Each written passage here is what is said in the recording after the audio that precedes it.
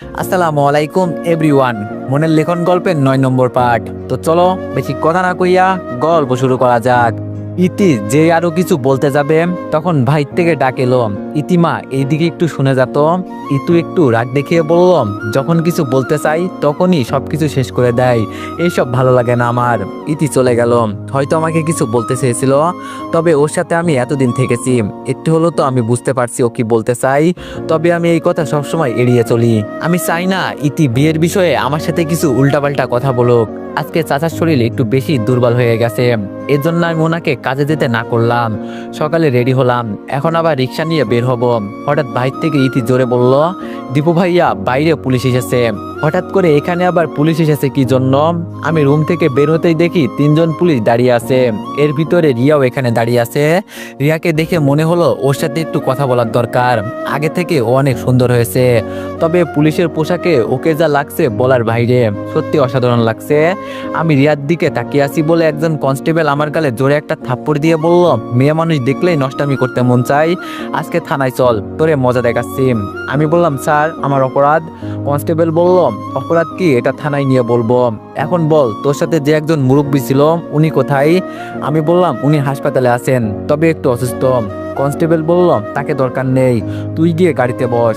আমি পুলিশের গাড়িতে উঠবো তখন আমার মেয়ে দৌড়ে এসে বলতে লাগলো, বাবা ওরা কারা, আর তুমি কোথায় যাচ্ছ, আমাকে নিয়ে যাও। মেয়েটাকে কোলে নিয়ে জড়িয়ে ধরে বললাম, মা যাবো আর আসবো, তোমার জন্য মজা আনতে যাচ্ছি, ঠিক আছে? কিন্তু মাহি আমার কোল থেকে রিয়াকে দেখে আমার কোল থেকে নেমে রিয়াকে জড়িয়ে ধরলো। রিয়া মাহিকে কোলে নিয়ে বলল, আম্মু তুমি কি আমাকে চিনছো নাকি? মাহি মাথায় হাত দিয়ে বলল, আপনাকে আমার চেনা চেনা লাগছে, মনে হয়েছে আমি আগে আপনাকে কোথাও দেখেছি। মাহির কথা শুনে রিয়া বলল, না আম্মু, এই শহরে নতুন এসেছি। আমি মাহিকে ডাক দিয়ে বললাম, আম্মু তুমি এখন বাসায় যাও, আর হয়তো ওনাকে আগে তুমি দেখেছো। মানুষ তো সবাই পরিবর্তন হয় আম্মু, আমার সাথে না হয় মিথ্যা বলতে পারে, কিন্তু তুমি তো ছোট্ট একটা মেয়ে। এই নাও টাকা, এখন ভিতরে যাও, আমি যাবো আর আসবো। এই কথা বলেই মাহি ভিতরে চলে গেল। তবে রিয়ার চোখের কোণে জল এসে গেছে, এটা আমি দেখতে পারছি। তাহলে কি আগের মতোই রিয়া মাহিকে ভালোবাসে? কি বলবো কিছুই বলতে পারছি না। আমি পুলিশের জিপে উঠতেই রিয়া এসে আমার সামনে বসলো, আর একজন কনস্টেবল ড্রাইভারের সাথে বসলো। আমি মাথা নিচু করে চুপচাপ বসে আছি, রিয়ার দিকে লজ্জায় আর ভয়ে তাকাতে পারছি না। ওর সাথে কথা বলার মতো ভাষা আমার কাছে নেই, কি বলবো ওকে আমি। হঠাৎ রিয়ার ফোনটা বের করে কাকে জানি কল দিল, আর কল দিয়ে বলল, হ্যাঁ বাবু আমি ডিউটিতে আছি, ডিউটি শেষ হলে আমি তোমাকে কল দিব, বুঝছো? আর আমাকে এত কল দিবে না, আমি বিজি আছি, তুমি বোঝো না কেন এটা? রিয়ার মুখ থেকে বাবু ডাকটা শুনে আমি বোকা হয়ে গেলাম। এটা কি রিয়ার হাজবেন্ড নাকি বয়ফ্রেন্ড, কোনটা হতে পারে? তার মানে রিয়া কি এখনো প্রেম করে? দূর, আমি কি বোকা একটা ছেলে? আমার মতো ফালতু ছেলের জন্য কেউ কি জীবন নষ্ট করবে? থানায় আসার পর আমাকে জেলের ভিতরে নিয়ে গেল।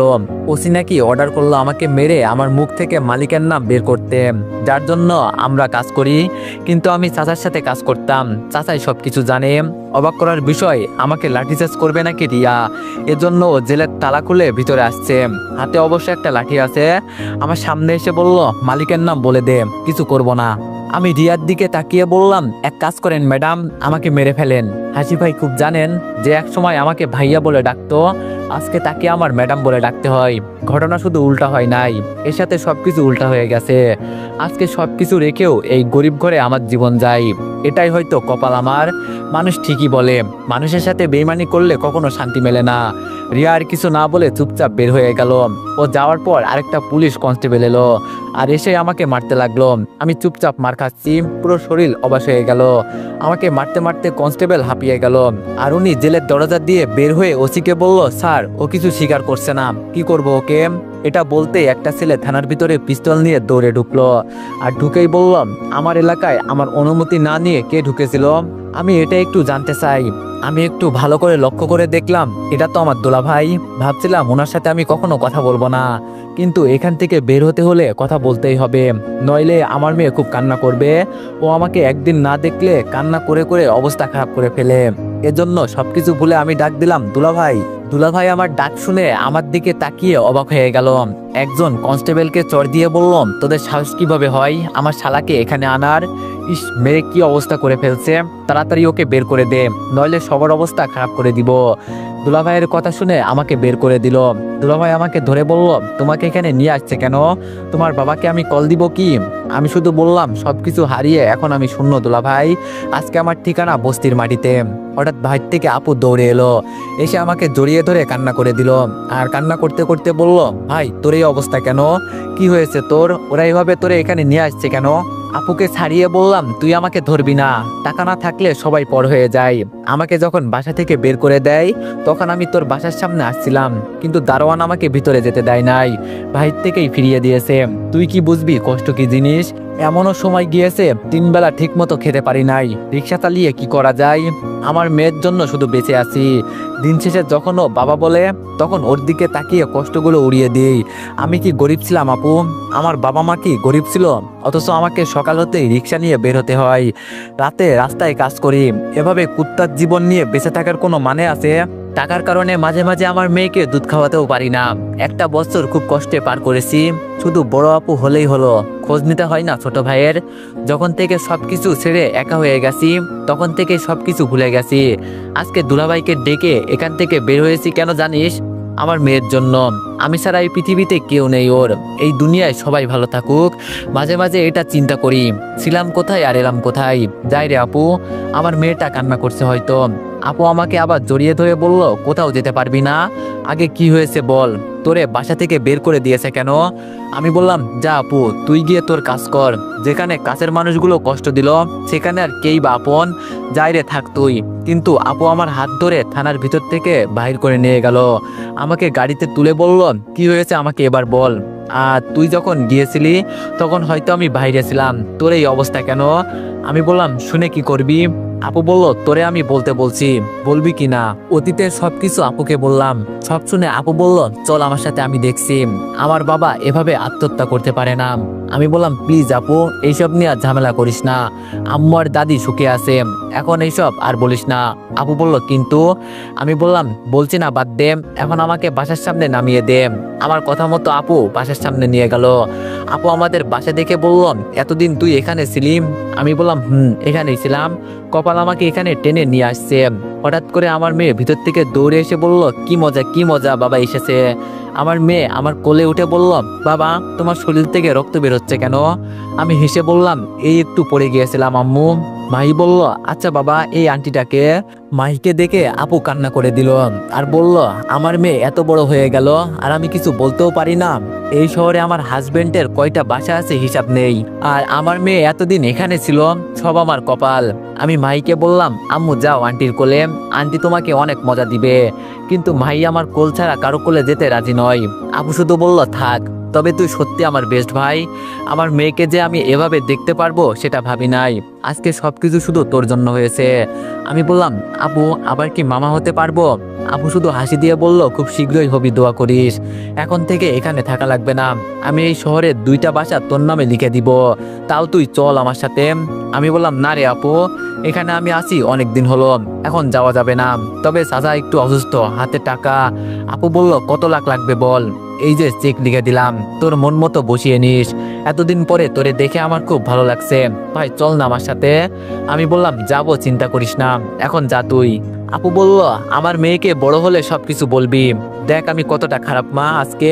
আপুর চোখের পানি মুছে দিয়ে বললাম, বাদ দে আপু, এইসব চিন্তা করিস না, আমি থাকতে ওর কিচ্ছু হবে না। আপু বলল, আচ্ছা তখন থানায় আমাদের বাসার কাজের মেয়েকে দেখলাম না? আমি বললাম, ও এখন লেডি পুলিশ, আমরা সবাই মিলে ওকে অপমান করে বাসা থেকে বের করে দিয়েছিলাম। আপু বলল, বুঝছি, মানুষ ইচ্ছে করলে অনেক কিছু হতে পারে। আচ্ছা আমি যাই রে, তোর দুলাভাই অপেক্ষা করছে। আপু চলে যাওয়ার পর আমি বাসার ভিতরে গেলাম। বাসার ভিতরে যেতেই চাচা বলল, আমি তোমাকে এত বিশ্বাস করে এখানে জায়গা দিয়েছি, আর তুমি আমাদের সাথে এভাবে মিথ্যা কথা বলতে পারলে? চাচার কথা শুনে আমি বললাম, কি বলছেন বুঝলাম না চাচা। চাচা বলল, সবকিছু বুঝেও না বুঝার ভান করছো, বাইরে যে মেয়েটা ছিল উনি তোমার কি হয়? আমি বললাম, ও এই কথা, আরে ও তো আমার বোন ছিল, তবে ওর পথে চলে গেছে, আমার খোঁজ খবরও নিত না, এজন্য আমি আমার রাস্তায় চলে আসছি আর ওর রাস্তায় চলে গেছে, এই হলো বিষয়। ইতি এইদিকে আসো তো একটু। ইতি আমার সামনে এসে বলল, বলেন। আমি ইতির হাতে 10 লাখ টাকার আপু চেক লিখে দিয়ে বললাম, এটা আমার তরফ থেকে তোমাদের উপহার, এটা রাখো, আর তুমি চাচাকে ডাক্তারের কাছে নিয়ে যাও। ইতি আমার চেক নিয়ে বললাম, এত টাকা দিয়ে আমরা কি করব? আপনি শুধু এভাবে আমাদের পাশে থাকবেন তাহলেই হবে। আমি বললাম রাখতে বলছি না তোমাকে, রাখো। আর যতদিন পর্যন্ত আমি আছি ততদিন পর্যন্ত তোমাদের কেউ কিছু করতে পারবে না। বড় ভাইয়ের মতো সবসময় আমি তোমাকে দেখে রাখবো। ইতি বলল, আচ্ছা ভাইয়া, এইসব এখন বাদ দেন, টেবিলে গিয়ে বসেন, আমি খাবার দিচ্ছি। আজকে সবার জন্য বিরিয়ানি রান্না করছি। টেবিলে বসার পর আমার মেয়ে চেয়ারে উঠে আমার সামনে খাবার দিয়ে বলল, আজ থেকে আমি আমার বাবাকে খাবার বেড়ে দিব। আমি বললাম, মা, আমার লক্ষ্মী আম্মু। খাবার টেবিলে চাচা বলল, দীপু, তোমাকে একটা কথা বলতে চাই। আমি বললাম, জি বলেন, কি বলবেন? চাচা বলল, তোমাকে তো আমরা চিনি, জানি না আমি কতদিন বাঁচবো, এজন্য আমি একটা সিদ্ধান্ত নিয়েছি। চাচার কথা শুনে আমার বুকের ভিতরে ধুকপুক করতে লাগলো। না জানি এখন উনি কি সব বলে ফেলে, তবে আমি খুব ভালো করেই জানি চাচা কি বলতে চাইছে। তবে আমার একটা কথা, আমি এই মনে রিয়াকে ছাড়া আর কাউকে জায়গা দিতে পারবো না। যাকে একবার মন থেকে ভালোবেসে ফেলেছি তাকে কিভাবে ভুলে যাব? এতদিন হয়তো ওর কথা ভুলে গিয়েছিলাম, কিন্তু এখন ওকে দেখে আবারও আমার পুরাতন ভালোবাসার কথা মনে পড়ে গেল। আগের দিনগুলো কতই না সুন্দর ছিল। রিয়াদ যখন যা মন চাইতো তখন তা আমার রুম থেকে নিয়ে যেত, ও আমার উপর খুব অধিকার দেখাতো। কিন্তু ভাবি নাই কখনো একটা সামান্য ভুলের কারণে সবকিছু এভাবে ধ্বংস হয়ে যাবে। চাচা আমাকে আবার বলল, বাবা, আমি তোমাকে কি বলছি বুঝছো তো, নাকি আবার আমাকে বলতে হবে? আমি বললাম, জি বলেন চাচা। চাচা বলল, এই পৃথিবীতে আমি ছাড়া আমার মেয়ের আর কেউ নেই, এজন্য ভাবলাম ঘরের জিনিস ঘরেই রেখে দিই। আমি জানি তোমার একটা মেয়ে আছে, এরপরও আমার মেয়ের কোনো সমস্যা নেই, ও সবকিছু মেনে চলতে পারবে। আর আমার চোখে তুমি খুব ভালো ছেলে, এজন্য আমি ভেবেচিন্তে সিদ্ধান্ত নিয়েছি। এখন যদি তুমি রাজি থাকো তো। আমি বললাম, কি বলতে চাইছেন একটু ক্লিয়ার করে বলবেন চাচা? চাচা বলল, তুমি তো জানো আমার মেয়ে তোমাকে পছন্দ করে। আমি বললাম, এটা তো করতেই পারে, এতে কি হয়েছে? আর আমি তোর বড় ভাইয়ের মতোই। চাচা বলল, আরে বাবা, আমি এটা বলি নাই, আমি বলছি আমার মেয়েকে তুমি বিয়ে। চাচা যে আরো কিছু বলতে যাবে, তখন কে যেন বাইর থেকে দরজায় টকটক আওয়াজ করছে। ইতি একটু রাগ দেখিয়ে চেয়ার থেকে উঠে বলল, যখনই আমি আমার মনের কথা বলতে যাই তখনই কেউ একজন এসে বিরক্ত করবেই, একটু পরে আসলে কি এমন হতো? তোর ভাল লাগে না এসব। ইতি দরজা খুলে দিতেই রিয়া পুলিশের পোশাকে ভিতরে ঢুকলো। আর এখানেও একাই এসেছে, কিন্তু এখনো এখানে আসবে কেন? নাকি আমাকে আবার কিছু বলতে চাই, তাও আবার পুলিশের কাপড় চেঞ্জ না করেই? আমার মনে হয় তো রিয়া ডিউটিতে আছে, হয়তো আমাকে আবার ধরে নিতে আসছে, কি জানি, বলতেও পারি না কিছু। তবে রিয়ার কপাল থেকে ছোট ছোট ঘামের ফোঁটা বেয়ে শরীরে পড়ছে, যেটা ওর সৌন্দর্য আরো বাড়িয়ে দিচ্ছে। তবে রিয়া আমার দিকে ফিরেও তাকায় নাই, সরাসরি আমার সামনে এসে মাইকে কোলে নিয়ে কান্না করে দিল।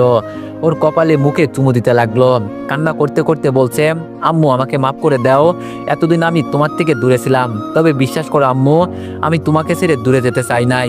তোমার বাবার পরিবারের সবাই মিলে আমাকে জোর করে বাসা থেকে বের করে দিয়েছে। আমি তোমাকে অনেক অনেক ভালোবাসি আম্মু, এতদিন তোমার থেকে দূরে ছিলাম, খুব কষ্ট লাগছে আমার। কিছুক্ষণ আগে যখন তোমাকে জড়িয়ে ধরি তখন আমার কলিজা ফেটে যাচ্ছিল। কি করবো আম্মু, সবার সামনে কিছু বলতেও পারি নাই, মাফ করে দাও আমাকে। মাই শুধু আমার দিকে তাকিয়ে আছে, ও কি বলবে বুঝতেও পারছে না। আমি মাইকে বললাম, মাই, উনি তোমার আসল আম্মু, আমাকে তো প্রতিদিন বলতে আমার আম্মুর কাছে নিয়ে চলো, আর এখন তোমার আম্মু তোমাকে দেখতে চলে আসছে। এ কথা বলতেই মাহির যে কি কান্না, এতদিনও একা ছিল, ওকে দেখতে আসো নাই কেন, আরো কত কিছু বলতে লাগলো মাহিম। আমি শুধু দাঁড়িয়ে দাঁড়িয়ে দেখছি মা মেয়ের কাহিনী। তবে আমার কষ্ট লাগলো এক জায়গায়, রিয়া চোখ তুলে আমার দিকে একবারও তাকিয়ে দেখে নাই। রিয়া মাইকে নিচে নামিয়ে যখন চলে যাবে তখন মাই বলল, আম্মু তুমি আবার কবে আসবে? রিয়া মাহির মাথায় হাত দিয়ে বলল, যখন আমি কল দিব তখন তুমি থানায় চলে আসবে, নইলে তোমার এই আম্মু এসে তোমাকে নিয়ে যাবে। এখন আমাকে যেতে হবে আম্মু, আমি যাই। রিয়ার কথা শুনে ভাই বলল, কিন্তু তুমি তো আমার আম্মু, তুমি তো এখন থেকে আমাদের সাথে থাকবে। মাহির কথা শুনে রিয়া শুধু বলল, আম্মু সবাই তো চাইলে সবকিছু পায় না, আমার হয়তো কপাল খারাপ আম্মু, এখন আসি। আমার কলিজাটা ফেটে যাচ্ছে। রিয়া মুখ তুলে আমার দিকে একবারও তাকায় নাই। একবার আমাকে তো জিজ্ঞেস করতে পারতো, ভাইয়া কেমন আছেন আপনি? ভাইয়া বলার দরকার ছিল না, একবার তো এটা জিজ্ঞেস করতে পারতো, আপনি কেমন আছেন? ও আমার মুখের দিকে একবারও ফিরে তাকায় নাই। এখন হয়তো ওর টাকা হয়েছে, নতুন নতুন জানবাবু হয়েছে, এখন আর আমাকে দরকার কি? মানুষ চিনতে তো আমি ভুল করি, কিন্তু মানুষ ঠিকই দিন শেষে আমাকে ধোকা দেয়। না চাইতেও চোখ দিয়ে পানি পড়ছে। রিয়াকে দেখার পর থেকে ওর সাথে কথা বলতে আমার খুব ইচ্ছে করে। একবার ওকে জিজ্ঞেস করতে ইচ্ছে করছিল আমাকে ছেড়ে ও এখন কেমন আছে, কিন্তু আফসোস ও আমার মুখের দিকে একবারও ফিরে তাকিয়ে দেখে নাই। আমার মেয়ে আমার পায়ের কাছে এসে বলল, বাবা তুমি কি কান্না করছো? আম্মু চলে গেছে দেখে কান্না করছো? চিন্তা করো না বাবা, আমি আমার আম্মুকে ফিরিয়ে নিয়ে আসবো। আমি চোখের পানি মুছে আমার মেয়েকে কোলে নিয়ে বললাম, এমনি কান্না করছি আম্মু, এখন বলো তুমি খুশি তো? ভাই বলল, বাবা আমি অনেক অনেক খুশি, আমি আমার আম্মুকে আবার ফিরে পেয়েছি, কিন্তু আমি তোমাকেও চাই আবার আমার আম্মুকেও চাই। আমি বললাম, তোমার আম্মু এসে প্রতিদিন তোমাকে দেখে যাবে, এখন উনি বড় চাকরি করে বুঝছো? চাচা পাশ থেকে বলল, এটাই কি তোমার পুরাতন বউ? আমি বললাম, চাচা, মায়ের আম্মু উনি। চাচা বলল, কিন্তু তুমি তো বলছিলে তোমার বউ পালিয়ে অন্য কারোর সাথে চলে গেছে, এখন তো দেখি ও পুলিশের চাকরি করে। আমি বললাম, আমি এটাও জানি না চাচা, আমি অনুমান করে বলছিলাম যে হয়তো পালিয়ে গেছে, তাহলে হয়তো কারোর সাথেই গিয়েছে, কিন্তু কে জানতো ও এখন পুলিশের চাকরি করে। মনে মনে বললাম, একটা মিথ্যা কথা চাপা দেওয়ার জন্য কতগুলো মিথ্যা কথা বলতে হচ্ছে আমাকে, কেন যে চাচাকে আমি মিথ্যা কথা বলতে গেলাম। আমার কথা শুনে চাচা বলল, ও বুঝেছি। তবে ইতির মুখটা কালো হয়ে গেল, আমি সবকিছু বুঝতে পারছি কার মনের ভিতরে কি আছে। তবে আমি সবকিছু এড়িয়ে চলি, কারণ আমি অন্য কাউকে বিয়ে করতে পারবো না। আমি রিয়াকে হারিয়ে প্রমিস করেছিলাম যে যদি রিয়াকে বিয়ে করতে না পারি তাহলে আমি অন্য কাউকে বিয়ে করব না। এভাবে আমি আমার মেয়ের দিকে তাকিয়ে সারাটা জীবন কাটিয়ে দিব। কিন্তু কে জানতো ও আবার আমাদের থানার পুলিশ হয়ে আসবে। তবে ওর সাথে কথা বলাটা এখন বড় কঠিন মনে হচ্ছে। রিয়া তো আমার মুখের দিকে ফিরেও তাকায় না, আবার কথা বলবে কি? আমি এবার চাচাকে বললাম, চাচা আপনি কি যেন বলতে চেয়েছিলেন, এখন বলেন। চাচা মুখ কালো করে বলল, না বাবা তেমন কিছু বলতে চাই নাই, এমনি ভাবলাম আমার মেয়ের জন্য ভালো একটা ছেলে দেখার দরকার। আমার বয়স হয়ে যাচ্ছে, আর কতদিন বাঁচি ঠিক নাই। আমি খুব ভালো করেই বুঝতে পারছি চাচা কথা ঘুরিয়ে নিয়েছে। হয়তো কিছুক্ষণ আগে চাচা রিয়াকে দেখে মনে করছে ও যদি আবার আমার জীবনে ফিরে আসতে চাই, তবে চাচা যদি একটু সুযোগ পেত তাহলে বলেই দিত যে তুমি আমার মেয়েকে বিয়ে করে নাও। আর আমি যদি পরে ওনার মুখের উপর না করে দিতাম তখন হয়তো তিনি কষ্ট পেতেন। এর জন্য এই বিষয়টা সবসময় এড়িয়ে চলতাম। তবে যাক, শেষে ভালোই হয়েছে আমি মনে করি। বিকালে রিক্সা নিয়ে বের হব, তখন চাচা পিছন থেকে বলল, বাবা এত পরিশ্রম করতে হবে না, তুমি তো আমাদের অনেক টাকা দিয়েছো। আমি হাসি দিয়ে বললাম, ওগুলো শুধু আপনার জন্য চাচা, আমার জন্য না। আমাকে আমার কাজ করেই খেতে হবে। তবে আপনি চিন্তা করবেন না, আজ থেকে আপনার কোনো কাজ করতে হবে না, আমি আছি। এই কথা বলে আমি রিক্সা নিয়ে বের হলাম। দুজন যাত্রী নিয়ে থানার সামনে নামিয়ে দিলাম। আমি রিক্সা নিয়ে চলে আসব, তখন পিছন থেকে একটা ছেলে ডাক দিল, এই ছেলে এখানে আসো। ছেলেটার ডাক শুনে আমি পিছনে চলে গেলাম, কিন্তু রিয়াকে ছেলেটার সাথে দেখে আমি সত্যি অনেক অবাক হয়ে গেলাম। তাহলে রিয়া শেষ পর্যন্ত বিয়ে করে নিল, আর আমি বোকার মতো সবকিছু বিশ্বাস করে আজও একা ছিলাম। ছেলেটা রিয়ার হাত ধরে রিক্সায় তুলল। রিয়া আজকে আমার পছন্দের শাড়ি পরেছে, খুব সুন্দর লাগছে ওকে, কিন্তু আফসোস এটা অন্য কারোর জন্য ও সেজেছে। রিয়া আমাকে দেখেছে ঠিকই, কিন্তু ওর মুখে কোনো রিয়াকশন নেই। ও মনে করছে যেন এখানে কিছুই হয় নাই। ছেলেটা রিক্সায় উঠে রিয়ার হাত জড়িয়ে ধরে বলল, বাবু জানো তোমাকে আমি কতটা মিস করি। আমি সব সময় বলি রিয়ার সাথে দেখা করতে আমার খুব ইচ্ছা করে, কিন্তু আজকে সবকিছু রেখে আমি তোমার কাছে চলে আসছি। আমার মন মানছিল না, জানো না তোমাকে একদিন না দেখলে আমার কেমন লাগে। ছেলেটার কথা শুনে রিয়া কিছু বলল না, চুপচাপ বসে আছে। তবে অচেনা একটা ছেলে রিয়ার হাত ধরে বসে আছে, এটা আমার সহ্য হচ্ছে না।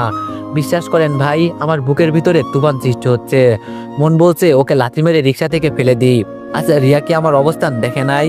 আজকে সবকিছু ছেড়ে আমি রাস্তায় এসেছি, এরপরও রিয়া চুপচাপ আছে। আচ্ছা ও কি আমাকে ভালোবাসে নাকি সবকিছু অভিনয় ছিল? আমি শুধু রিয়া রিয়া বলি, কিন্তু যাকে আমি ভালোবাসি সে কি আমার নাম বলে? তবে আমি সবসময় একটা লাইন বলতাম, ভালোবাসা আছে বলে আজও আমি তোমাকে ভালোবাসি, আর তুমি আছো বলে আজও আমি তোমার জন্য বেঁচে আছি। কিন্তু সবাই ভালোবাসতে পারে না, কেউ কেউ অভিনয় দেখায়, আবার কেউ কেউ সত্যিকারে ভালোবাসা দেখায়। সবকিছু হলো কপাল। ওই মানুষ বলে না, যদি থাকে নসিবে আপনি আপনি আসিবে। তবে ছেলেটা রিয়ার হাত ধরে রাখছে, এটা আমার সহ্য হয় নাই। আমি রিক্সা থামিয়ে মাথা নিচু করে বললাম, মামা রিক্সার একটা চাকার হাওয়া চলে গেছে, তাই আর বেশি দূরে আমি যেতে পারবো না, আপনি অন্য একটা রিক্সা দিয়ে চলে যান। আমার কথা শুনে ছেলেটা ঠাস করে আমার গালে একটা চড় দিল, আর বলল, তোর সাহস কি করে হয় আমাকে মামা বলার? তুই জানিস আমার বাবাকে? আজকে রিয়া রিক্সায় যাবে বলে গাড়ি নিয়ে আসি নাই, ফকিন্নি কোথাকার। আমি গালে হাত দিয়ে বললাম, স্যার গরিব হয়েছি বলে আজকে গায়ে হাত দিলেন, আপনার তো ভাগ্য ভালো আমি আপনার হাত কেটে দিই নাই, নইলে। ছেলেটা আমার কলার ধরে বলল, নইলে কি করবি তুই? হ্যাঁ বল কি করবি? রিয়া ছেলেটাকে ছাড়িয়ে বলল, এই তোমার মাথা খারাপ হয়ে গেছে? কাকে কিভাবে সম্মান করতে হয় জানো না? ওনাকে সরি বলো। ছেলেটা আমার দিকে তাকিয়ে বলল, রিয়া বলছে দেখে তোরে সরি বললাম, নইলে। আমি রিয়ার দিকে তাকিয়ে বললাম, মানুষের করুণ সময়ে সবাই মজা নেয়। যাকে দিয়ে সবকিছু আশা করছিলাম সে আজকে সবকিছু নষ্ট করে দিল। সে প্রমাণ করে দিল সবাই দিন শেষে ভালোটাই খোঁজে, আর আমাদের মতো ছেলেদের শুধু ব্যবহার করতে জানে। হায় রে দুনিয়ার মানুষ। আমার কথা শুনে রিয়া এক সেকেন্ডও দাঁড়ায় নাই, ও একা একা হেঁটে চলে যাচ্ছে। ছেলেটা আমার দিকে আঙ্গুল তুলে বলল, তোর জন্য রিয়া আমাকে রেখে চলে গেছে, তোরে আমার দেখার আছে। ছেলেটার চুল শক্ত করে ধরে টেনে বললাম, তোর মতো ছেলেটাকে মেরে কুত্তা দিয়ে খাইয়ে ফেলবো, কেউ কিছু জানতেও পারবে না। এই কথা বলে শরীরের যতটা জোর ছিল সবটা দিয়ে দিলাম ছেলেটার গালে একটা চড়, আর বললাম, আমাকে কি মনে হয় তোর আমি অসহায়? এক আঙ্গুল দিয়ে ইশারা করছি আর পড়ে যাচ্ছিস। এখন চিন্তা কর, যদি রাতের আধারে তুই আমার সামনে এমন কিছু করতি তাহলে কি করতাম বল। ছেলেটা আমার চড় খেয়ে একটু ভয় পেয়ে গেল। আমি ছেলেটাকে ছেড়ে দিয়ে বললাম, আর জীবনেও আমার সামনে পড়বি না, নইলে শরীরের মাংস কেটে টুকরো টুকরো করে রেখে দিব। ছেলেটা আমাকে হাত দিয়ে ইশারা করে বলল, তোরে আমার দেখার আছে। এই কথা বলে ছেলেটার এক মুহূর্ত দাঁড়ালো না, দৌড়ে চলে যাচ্ছে। এই ছেলের সবকিছু বের করতে হবে আমার। ওকে রিয়ার হাজবেন্ড নাকি বয়ফ্রেন্ড কোনটা হতে পারে? আমি মনে প্রাণে বিশ্বাস করি রিয়া আর যাই করুক আমাকে রেখে বিয়ে করতে পারে না। ওর চোখে আমি খাঁটি প্রেম দেখেছি, কিন্তু ওই যে মানুষ বলে না, মানুষের মন মানসিকতা কি সবসময় এক থাকে? কখন যে কার মন মানসিকতা পরিবর্তন হয়ে যায় কেউ বলতে পারে না। তবে যখন আমি রিয়ার সাথে কথা বলতে যাই তখন ও আমাকে এড়িয়ে চলে কেন এটাই বুঝি না। যে করেই হোক ওর সাথে আমার কথা বলতে হবে, দেখি ও কি বলে। রিক্সা নিয়ে কিছু দূর যেতেই দেখি মিতু ম্যাডাম কাউকে নিয়ে দাঁড়িয়ে আছে, হয়তো ওনার হাজবেন্ড, তবে আমি সঠিক জানি না ওনার সাথে ছেলেটাকে। তবে দেখে মনে হচ্ছে যেন ওনার হাজবেন্ড। বুড়ো মেয়ে হয়ে কচি ছেলে বিয়ে করেছে, ছেলেও হয়তো লোভে পড়ে বিয়ে করেছে, মেয়ে আবার মাস্টার, এজন্য কে ওনাকে না করবে? আমি ওনাকে দেখেও না দেখার ভান করে চলে যাচ্ছি। তখনই আমাকে মিতু ম্যাডাম ডাক দিয়ে বলল, কিরে দীপু, লজ্জা পাস নাকি আবার আমাকে দেখে? আমি রিক্সা থামিয়ে বললাম, গরিবের আবার কিসের লজ্জা ম্যাডাম, কাজ করে খাই, এতে লজ্জা কিসের? মিতু ম্যাডাম রিক্সা উঠে আমার বাড়ির ঠিকানা বলে বলল, এখানে নিয়ে চল। এতদিন পর আমাদের বাড়ির নাম শুনে মনের ভিতরে একটু মোচড় দিয়ে উঠলো। না জানি আমার মা এখন কেমন আছে। সেই যে বাড়ি থেকে বের হয়েছি আর কখনো বাড়িতে যাই নাই, তবে এখন আমার কোনো চিন্তা নাই, কাজ করে টাকা কামাই, দিন আনি দিন খাই, খুব শান্তি পাই। এটাই দিন শেষে মনের ভিতরে এটা ভেবে শান্তি পাই যে আমি মাথার ঘাম পায়ে ফেলে টাকা ইনকাম করি, কারোর টাকা মেরে তোর খাই না। মিতু ম্যাডাম বলল, কিরে একটু তাড়াতাড়ি যা। আমি বললাম, সরি ম্যাডাম, আমার ওখানে যাওয়া নিষেধ, মাফ করবেন, আপনি অন্য রিক্সা নিয়ে চলে যান। মিতু ম্যাডাম বলল, রাগ আছে কি আমার উপর তোর? আমি বললাম, না, রাগের কি আছে ম্যাডাম, আপনারা বড়লোক মানুষ, আমাদের মতো গরিবের কি রাগ আছে? মিতু ম্যাডাম বলল, এখন বেশি কথা না বলে সামনে চল, আর এ হলো আমার নতুন হাজবেন্ড। কিন্তু তুই রিক্সা কেন চালাস? আমাকে বলতি, আমাদের বাসার যে কোনো একটা কাজ দিতাম। আমি বললাম, আমি আপনার সাথে ঝগড়া করতে চাইনি ম্যাডাম, আপনি নেমে অন্য রিক্সা দিয়ে চলে যান। মিতু ম্যাডাম আমার সামনে অনেকগুলো টাকা দিয়ে বলল, এবার তো যাবি? আমি টাকাগুলো হাতে নিয়ে বললাম, যাবো, বসেন। মিতু ম্যাডাম বলল, আমি জানি কাকে কিভাবে ব্যবহার করতে হয়, তোর মতো ছেলে টাকার জন্য সবকিছু করতে পারে। আমি মিতু ম্যাডামের কথা শুনে শুধু একটা মুচকি হাসি দিলাম। আবার বলল, কতদিন ধরে এই কাজ করিস? আমি বললাম, এত কিছু জেনে আপনি কি করবেন, আপনার মতো আপনি বসে থাকেন। মিতু ম্যাডাম বলল, না, বললাম তোরে আজকাল দেখাই যায় না যে। আমি বললাম, আমাদের সমাজে কিছু কিছু খারাপ মানুষ আছে যাদের সামনে গেলেও আমরা লজ্জিত হব, না গেলেও গোপনে আমাদের বিরুদ্ধে ষড়যন্ত্র করবে। আমার কথা শুনে মিতু ম্যাডাম একদম চুপ হয়ে গেল। উনি খুব ভালো করেই বুঝতে পারছে আমি কি বলতে চেয়েছি, এর জন্য আর কোনো কথা বলে নাই। আমাদের বাসার সামনে গিয়ে দেখি। তো এভরিওয়ান, নেক্সট পার্টের জন্য সবাই একটু বেশি বেশি লাইক আর কমেন্ট করে দিও। ধন্যবাদ।